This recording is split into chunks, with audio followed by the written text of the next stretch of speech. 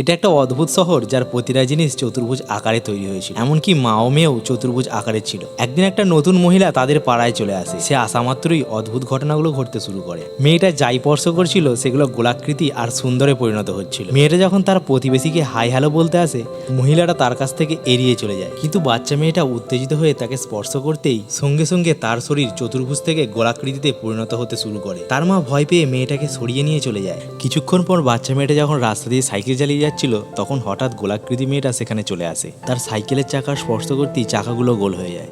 মহিলা ভয় পেয়ে ঘরের চারপাশে একটা উঁচু দেওয়াল তৈরি করে, যাতে বাচ্চা মেয়েটা গোলাকৃতি মেয়েটার কাছে পৌঁছাতে না পারে। কিন্তু দুঃসাহসিক বাচ্চা মেয়েটা দেয়ালে উঠে মেয়েটার দিকে উঁকি মারছিল। তার মা তাকে নামাবার চেষ্টা করে, কিন্তু বাচ্চা মেয়েটা লাফিয়ে সরাসরি গোলাকার মেয়েটার কোলে পড়ে যায়, আর সে সম্পূর্ণ গোলাকৃতিতে পরিণত হয়। তার মাও সেখানে চলে আসে। মেয়েটা তার মাকে জড়িয়ে ধরতেই তার মাও গোলাকৃতিতে পরিণত হয়ে যায়। এভাবেই মেয়েটার পর সে গোটা শহর গোলাকৃতি হয়ে যায়।